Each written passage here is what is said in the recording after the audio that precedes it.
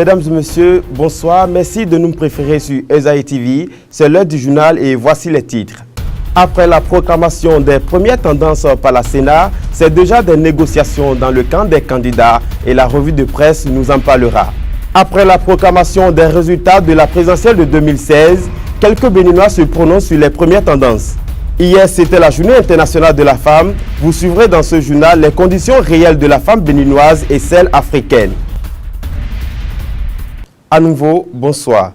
Les informations qui font la une des journaux après la proclamation des résultats, c'est à travers cette revue de presse signée Leandro Kodo. Au lendemain de la proclamation des résultats provisoires du scrutin du 6 mars dernier par la Sénat, les quotidiens ont tablé leur parution sur les scénarios envisageables pour le second tour. À cet effet, le matinal dévoile les atouts de Patrice Talon et complète Soglo Tevoidre Yamoussou pour la rupture. Le challenge révèle quant à lui le maître d'œuvre du razzia de Patrice Talon dans la commune d'Alada. Il s'agit de l'honorable Cyprien Tony qui prouve qu'il est un leader incontesté dans cet arrondissement. Et même si la manchette de l'Indépendant consacre les cadres de FCBE en ralliement à Patrice Talon, Hubert Ballet, leader de FCBE, croit ferme à Lionel Zinsou. C'est Soleil Béné qui apporte cette information. L'événement précis fait part de la descente de Zinsou chez Sefou Fagboun en quête des voix du plateau. Le potentiel s'interroge à savoir si Lionel Zinsou désistait pour Ajavon. Cependant, le Matin Libre prend la peine de porter à la connaissance du public les candidatures médiocres de l'élection du dimanche 6 mars 2016. Les photos illustrant cette une en disent long sur ces prétendants au sacré fauteuil de la Marina. L'informateur ferme cette visite des unes de quotidien avec sa mention spéciale pour Lionel Zinsou et l'Alliance républicaine. L'avis des populations importe aussi dans cette présidentielle et quelques Béninois, après le résultat des premières tendances, sont au micro de Leandro Kodo. Par rapport à les résultats donnés, ce que moi j'ai eu ce matin, bon, nous sommes Béninois, on est dans le pays. Il n'y a rien que ceux qui sont en haut. Donc moi j'attendais parce que les gens, les compatriotes qui sont en train de dire que bon, c'est sous premier, quoi là, moi je ne m'attendais pas à ça. Moi j'attendais le Sénat et puis le coup constitutionnel pour pouvoir me défendre. Tout s'est bien déroulé. Nous pensons que c'est assez bien ce qui s'est passé, puisque vous avez vu, il n'y a pas eu de mépris, il n'y a pas eu de violence. Donc, une fois encore, le peuple a démontré combien de fois nous sommes le quartier latin de l'Afrique. Les tendances proclamées par la Sénat donnent Lionel Zinsou premier, à ce que je sache. Selon moi, c'est la volonté du peuple béninois qui s'est exprimée ainsi et que tout se passe dans la paix, c'est ce que nous souhaitons. Et que pour le deuxième tour, que le meilleur gagne. On ne peut rien désister de ce que la Sénat a donné. Nous sommes les simples citoyens, on est contents des résultats. Il faut qu'il y ait deuxième tour. Le 8 mars était la Journée internationale de la femme. Suivez les réelles conditions de vie de la femme africaine et celle béninoise.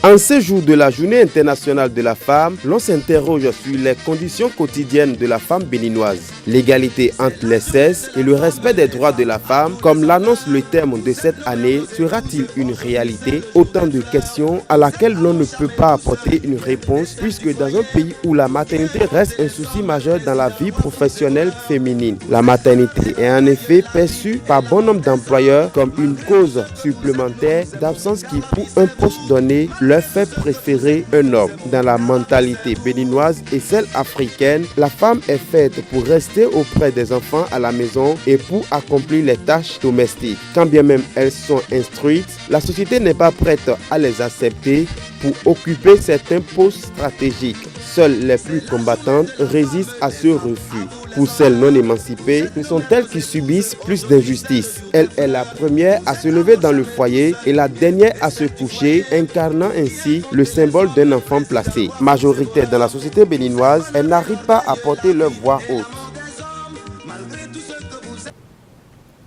Cette année, 3 femmes se sont intéressées à la vie politique, notamment à la présidentielle de 2016. Suivez plutôt cet élément signé Abdelkader Achiro.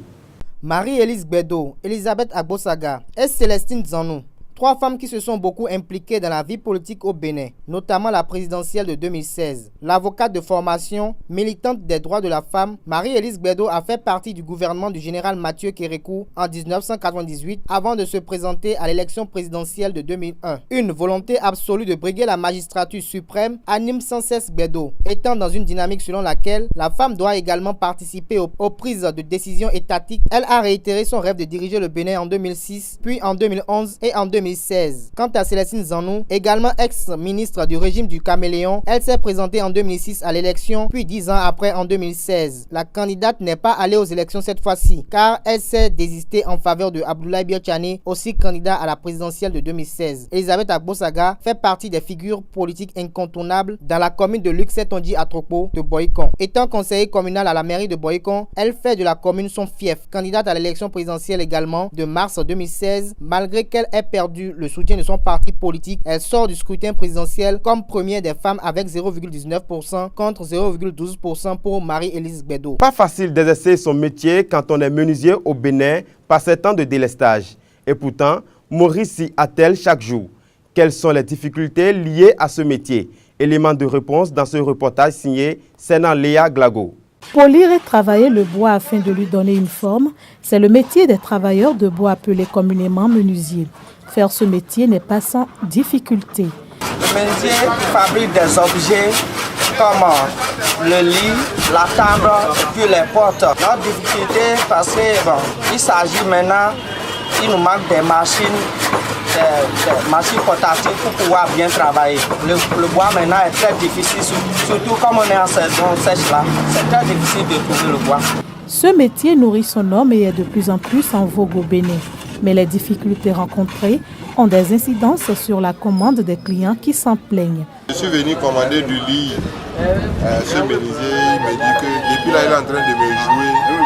Il a pris des avances et il est en train de me jouer, il n'a pas fait. Maintenant, je suis en train de lui demander pourquoi il n'a pas fait. Il me dit qu'il y a coupure depuis avant-hier, que mes bois sont à l'acier. Je ne sais pas comment il faut faire. Mais ça fait 2 semaines, je repasse, il me dit qu'il y a coupure. Et moi aussi, je vois qu'il y a coupure, mais moi, ça ne m'arrange pas parce que mon mariage, c'est bientôt. La menuiserie est un métier d'art très utile dans l'ameublement. Hier, à l'hôtel Azalaï, les experts du domaine climatique ont procédé au lancement du projet de préparation du Bénin à l'opérationnalisation du Fonds vert pour le climat. Suivez.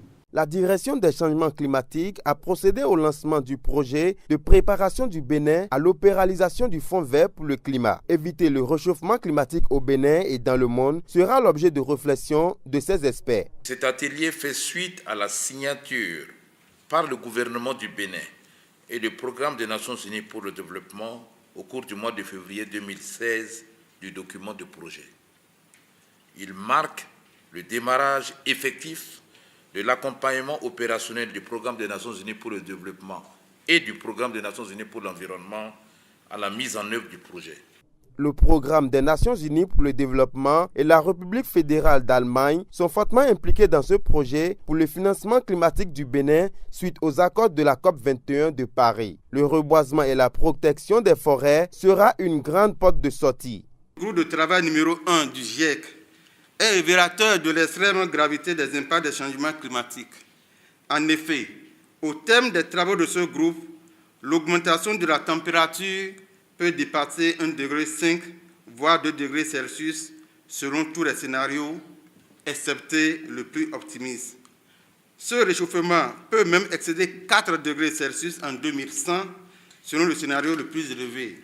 L'utilisation efficace des fonds alloués pour la réduction du réchauffement climatique reste le souhait des experts. Une brève sur le sport pour finir avec Esaü FC qui démarre la première journée de ligue face à l'USS Kraké au stade de l'Amitié Mathieu Kérékou.